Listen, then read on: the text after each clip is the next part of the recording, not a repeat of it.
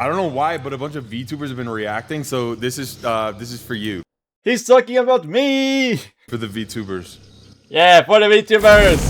And this is the one about the DLC. That is, I personally don't think that's scary, but it's really fun. The house from Resident Evil 7 is an incredibly iconic location, responsible for bringing the horror back to Resident Evil. But apparently maybe. There's another location in this game that I didn't even know about.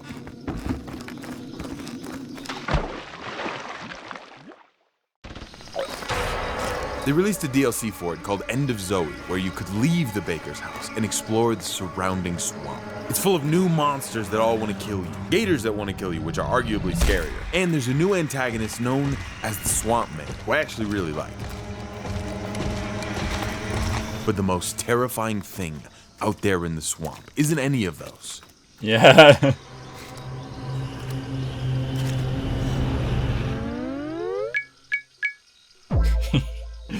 It's him. Oh my god, wow.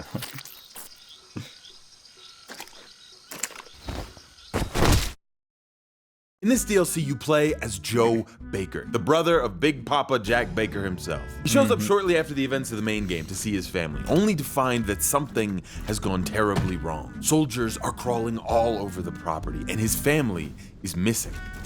The only family member he can find is his niece, Zoe, who is unconscious and surrounded by soldiers. I could go ask the soldiers what's going on, but the thing about Joe Baker is he is essentially the Bayou Batman. When playing as him, you fight mainly with your fists. Literally just punching absolutely everything. Multiple trained soldiers with assault rifles? Nothing on these hands. Joe kidnaps one of the soldiers and brings him and Zoe back to a nearby shack. His niece Zoe is infected, and she'll die soon if she doesn't get the cure. The soldier eventually gives us the location of the cure, so we have to trudge through the swamp to get it. As you step out into the swamp, immediately you feel that atmosphere of Resident Evil 7. Bright moonlight creeps over the dilapidated shack. A body hangs from a tree nearby, and your only path forward is surrounded by silhouetted trees.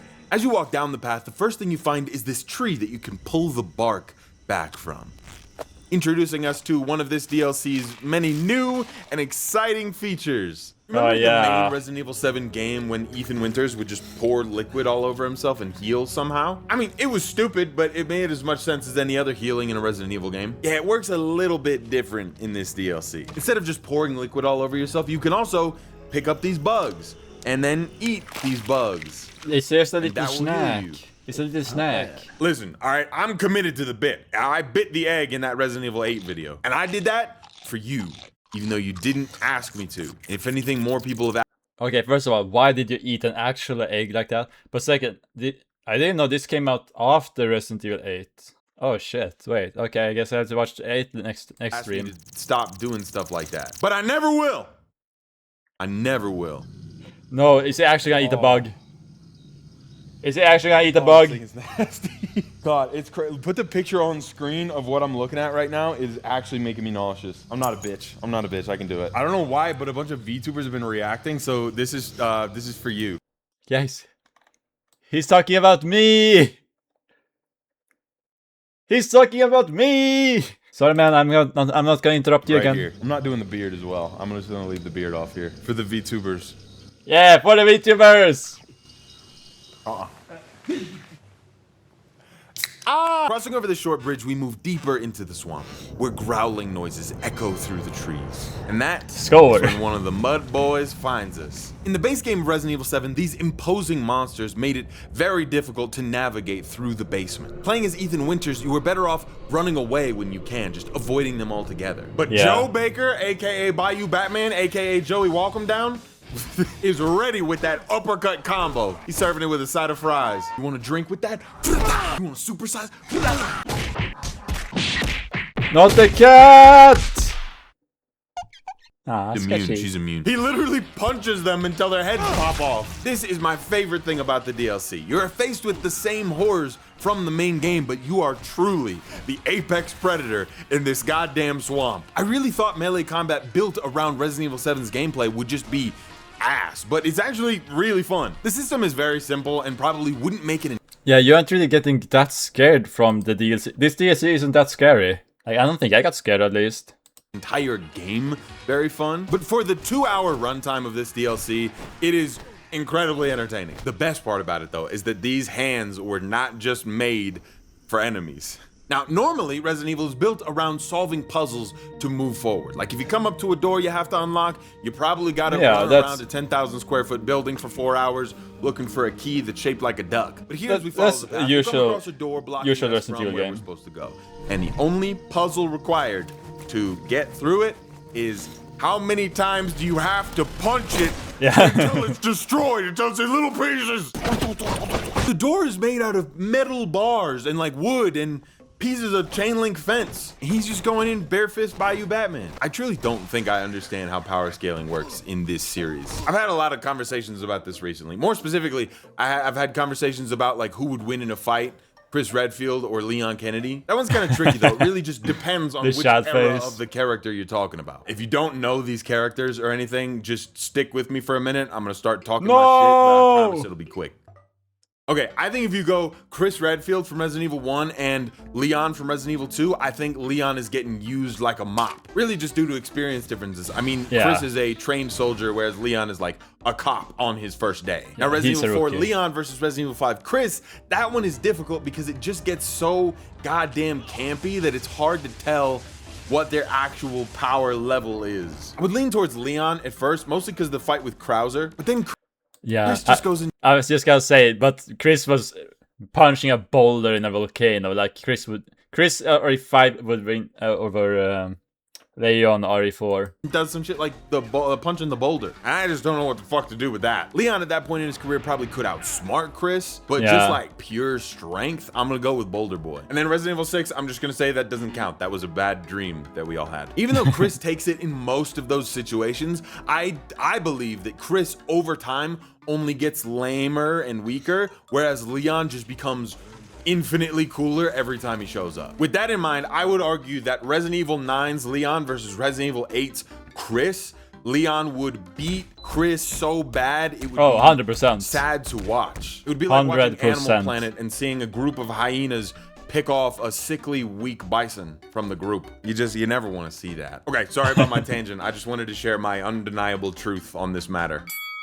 I would really love to see Joe Baker fight either one of those guys, because just what I get from this DLC is that he's the most powerful man in the universe. He put both Leon and Chris in a crawfish boil. Yeah, I was just gonna say, he will probably beat both of them. I don't know how it would be if it was Chris and Leon against him together, but like 1-on-1, nah, they will lose. Lather him up in some butter in Old Bay. Anyway, plowing through this door like a bulldozer, we come up to this small building. And even in full beast mode, there's something about walking through a tight hallway in Resident Evil 7 that is so eerie. After playing 9 recently, I thought that one was scarier than 7, but now coming back to this one, I realize why he's the GOAT, why he's MVP. Coke Zero break. Hell yeah. Cat! We round the corner to find a dead soldier holding a vial of the cure. And as we take it from him, his body starts to spew out this mold. He looks like he's been dead for a while. Jesus Christ. Jesus Christ. Another great thing about the punching is that it's a very cathartic response to getting jump scared. It just feels good to be able to beat the thing that scared you into an absolute paste on the ground with your bare hands. Go to bring the cure back to Zoe, only to find that the hut that she's in has been set on fire. Probably because we just left a barrel fire open right beneath the awning. I know we're in a horror scenario. I didn't even think about that. Redneck negligence. There's also 6 of these massive alligators lying dead in the clearing. All of them covered in these strange boils and gashes. We rush inside to give Zoe the cure, but because it wasn't a full dose, it won't cure her completely. That's when the soldier on the ground tells us we can find a full dose at his base. There's more at our base. Just untie me, and I'll take you there. Please. What base? And he's fucked. Man, that would suck to be him. Like, you showed up to help, and then you got tied up by a confused redneck, and then turned to pieces. Anyway, we go to grab Zoe and rush out of the shack. I don't remember him getting thrown in like half and half. Of this DLC. The Swamp Man. Joe starts running out of here, and then he says probably my favorite line in not just the DLC, but this entire game. go. This is some horror movie bullshit. I'm just so happy that someone is aware. Can you believe that? Holy fuck. I was reading about an interview with the development team on RelyOnHorror.com from right before this game came out. There's a quote in there that says, part of the reason End of Zoe was created as it is was because of users' reaction to Zoe not really being savable in Resident Evil 7's split path. So they wanted to explore past that and it's coming off. So they wanted to explore past that and her ultimate fate. In my main video on Resident Evil, I'm taking off the wig too at this point. In my main video on Resident Evil 7, I talked about that choice a lot and how I thought it was really stupid. You choose your wife or this girl you don't really know that well. And in this DLC, not only does it canonize you choosing Mia over Zoe, but it acknowledges how hollow of a choice that was. You could never really save Zoe. You just either leave her to die or try to save her and make sure that she dies. She literally makes this cure and gives it to Ethan, and she's like, all right, Ethan, now we're gonna cure my family, right? And he goes, I'm gonna cure my wife, who arguably caused all of this. I'm gonna cure my wife, the bioterrorist who damned your family to hell, and then we're just gonna get out of here on a boat. We're just gonna get out of here. Good luck. Holy shit, that sucks. I'm an Ethan defender, but he does kind of suck in that game. Am I past that house already? It's a tragic story that never stops being tragic. And even the developers knew that was an unsatisfying end for her character. And while this DLC is just funny, run around punching alligators, I do think the development team did a good job of redeeming that choice and Zoe's whole arc with this DLC. I didn't love Zoe as a character, but I did think she deserved better. She was kind of annoying, not gonna lie. Go full Batman to save her, and goddamn if Joe Baker is not that. I couldn't find a place to slot it in, but I have a Bayou Batman. Isn't that funny? Subscribe. Yo, hit the like. Joe continues driving the boat through the swamp until he finds the military base. It's not hard to find. It's a huge facility with a bunch of lights. I wonder, how did they put up all of this so quickly? And walls in the middle of a swamp. He docks the boat, heads inside, and this is when we're introduced to my favorite enemy in the entire game. Some goddamn gators.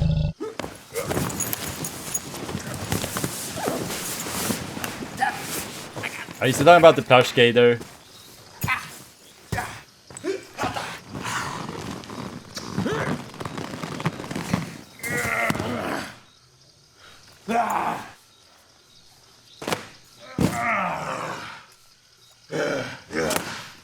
Get off. Okay.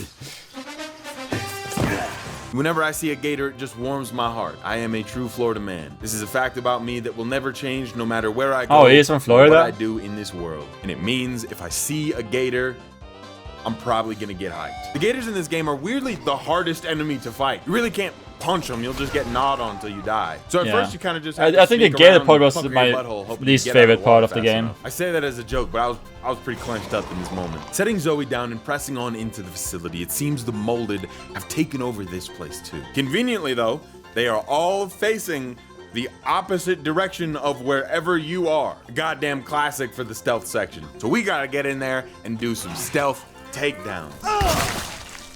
There's no goddamn way that's a stealth takedown. I'm not buying it. That's insane. He literally like rips his head off and screams. In this section and a couple others, you do have to take the stealth approach though, because of the crawling enemies. They are extremely hard to kill, and not because they are strong and have like good attack patterns. They're just at a weird angle. You have to like crouch and punch them from there. And they don't really stack, they're a bit they just annoying. keep attacking you till you die. It's almost like they're bugged. It just doesn't make a lot of sense how they move. So the only way to fight them is with stealth or a mother-fudging spear.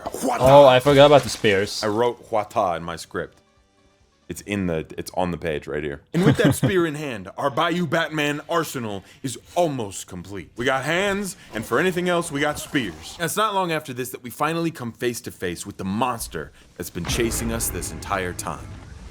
Swamp Thing from DC Comics. Me playing airsoft wearing. Oh my god, he actually looks like in the pool, but it's one of those above ground pools, and it hasn't been cleaned in a while. When you're first confronted with Jack Baker in the main game, it is horrifying. You're pretty much helpless, which makes him infinitely scarier as he just lumbers towards you. When the Swamp Man shows up, it is just absolutely hilarious to watch him try his damnedest to wind up a punch only to get fists rained down on him like an assault from a more powerful nation. We're dropping nukes with every swing. It does not take long to just eviscerate him, and then go on our merry way, blasting through doors like a one-man SWAT team. You want to see them?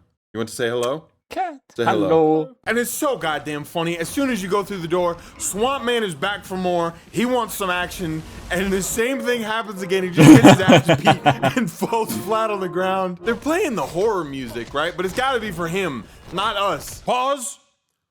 Look at my dog. Her name is Pandora, and she is Dog. See, I got a sponsor for this video called The Farmer's Dog, and they sent me a bunch of this fresh dog food for Pandora to try. Normally we feed her this kibble, and she likes it just not fine. sponsored, But so since if we you want- have Swish for There you sponsoring go. this video. I'm not sponsored. We cross I'm the not gonna river, have then it. we eat some more bugs. I don't know why this is a bit I decided to double down on. You know what? How about you No, eat it? don't eat Alright, the you get bugs over here. again. And start chucking some spears at gators.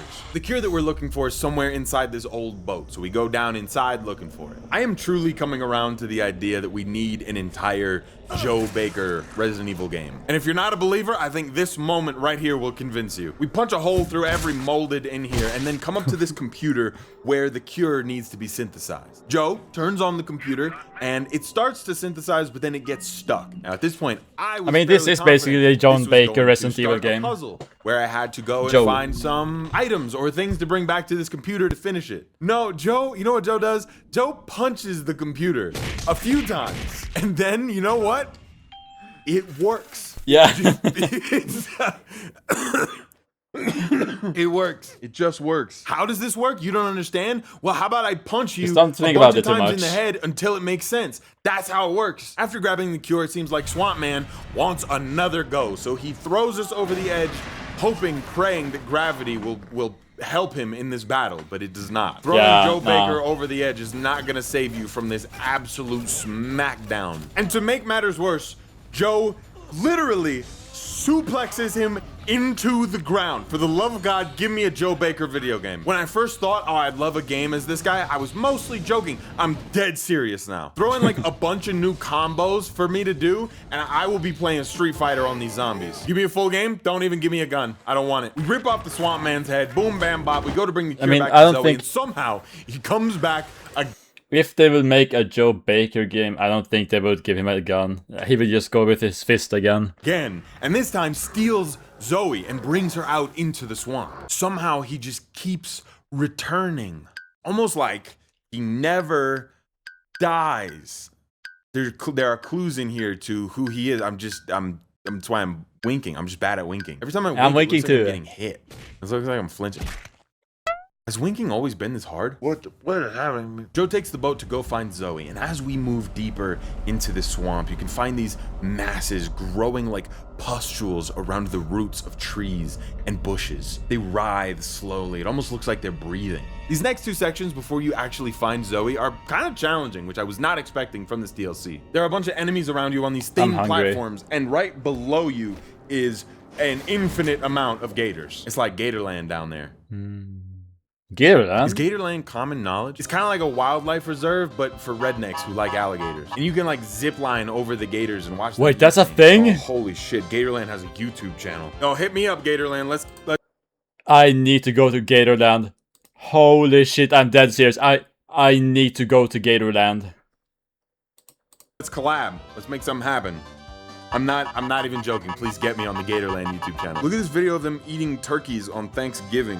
That's so awesome. Happy Thanksgiving. Up until this point in the game, Oh, I've been I need to mindlessly get there. punching everything that moved, but this section actually required me to use at least a single brain cell, which I was not prepared for. So I died more than a few times trying to get through this just until my neurons started actually firing. Then after this, there's a boss fight with a fat zombie. I don't know why in every Resident Evil game, as soon as they want to get some like variety in their enemy types, they just decide to make them fat. They're like, oh, you know what would be scarier than a zombie, you know, rushing and trying to kill you is if in his life before he became a zombie, he ate in a calorie surplus. Anyway, whatever, we explode him, he explodes into goo. And finally, we find Zoe, who's been laid out inside of this church.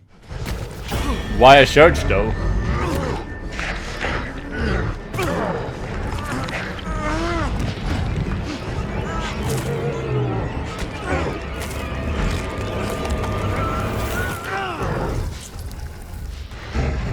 Jack? Surprise! You remember when I was winking at you? When we were doing that, when we were having that little moment where I was winking? This is what it was about.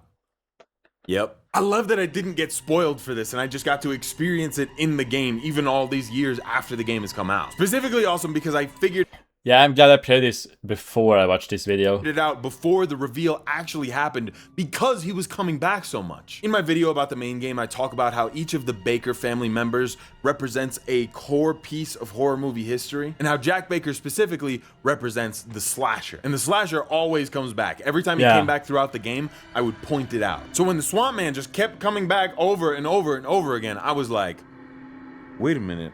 Wait a minute, wait a minute, wait a minute. Brain activate, use 1000% power, overclock, processing.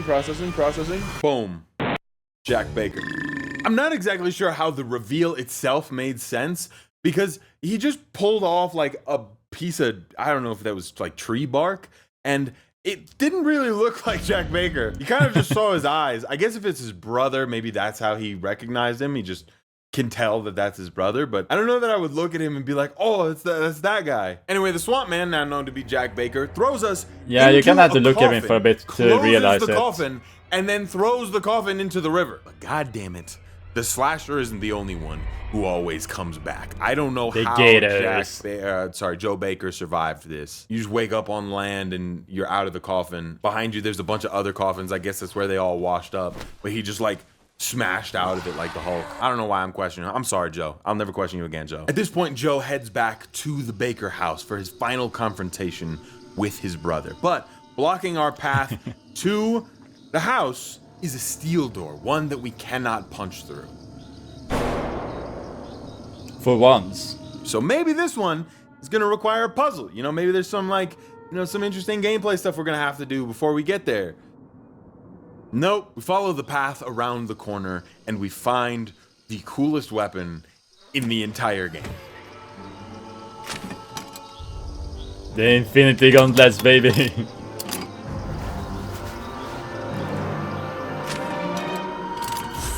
Ready for use.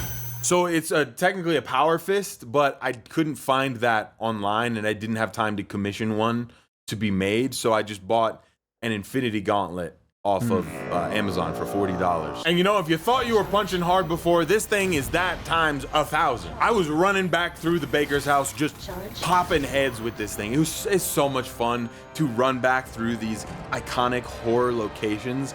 Oh wait, that's the mom main house. Where the military has covered everything in plastic wrap and lab equipment to study whatever it is that happened here. In the center of the room sits Zoe, who is still on the verge of death. And it's very obvious that Jack is gonna show up as soon as we move over to Zoe, and we're gonna get to do a boss fight. But this time, we're gonna finish him off for good. I mean, if all 6 Infinity Stones can't kill Jack Baker, I say we just give up. Zoe!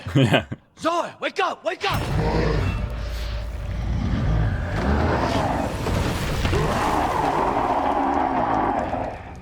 You're just a rabid dog now.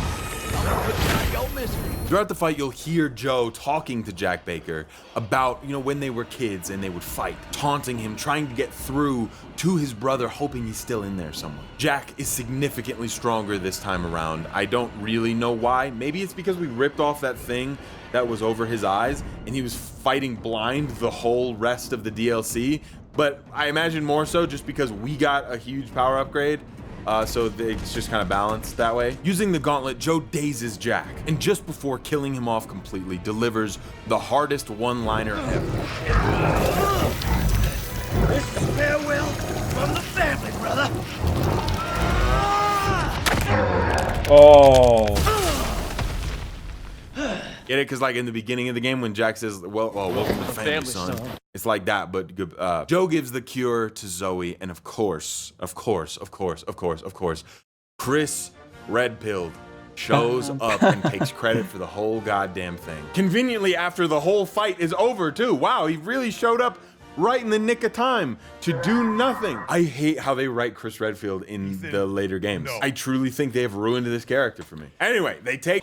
Yeah, I don't really like how Chris is like in RE7 or 8. It feels wrong. Zoe back to the lab where they find that the cure has worked and she is fully cured.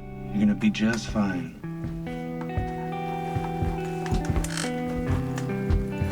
We found her. She's a tough kid. Of course. Hang on. Someone wants to speak to you. Zoe. Zoe, are you there? It's you. I don't believe it. You actually made it. We both did. You didn't forget about me. I told you I'd send help. And I always keep my promises. Thank you, Ethan.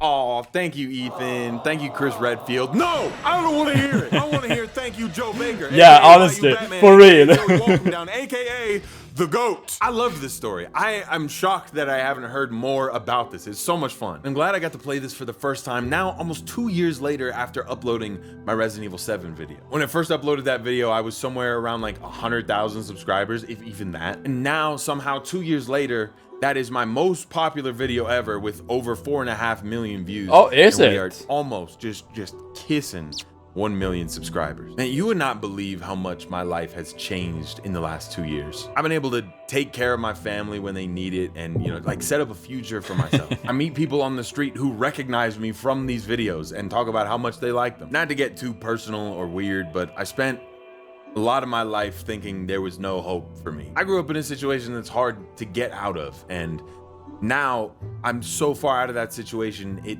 feels like a bad dream. And if you're watching me now, I can't thank you enough for that. I hope I make you laugh while you're eating dinner. I just wanted to come back to this game and reflect a little now that we're so Yeah, I am hungry. I should have eaten actually. close to 1 million subscribers. You know, I always thought at 1 million I would slow down for once, but honestly, I love doing this so much, and I'm ready to go find 1 million more people and make them watch me eat a bug. I don't know if we're at 1 million yet. Also, I would love doing what he does, just because I would get to cosplay all these characters. It would be so fun. By the time you're watching this, but either way, just thank you. All right, anyway, click the card right here. Go and watch another one of my videos. Thank you to the $25 patrons. Thank you. Okay, so I think next video we watch, like, from him will be the RE9 one. Oh wait, no, there's I don't know if I want to watch RE8, only because it's like multiple parts and it will be so much for me to edit.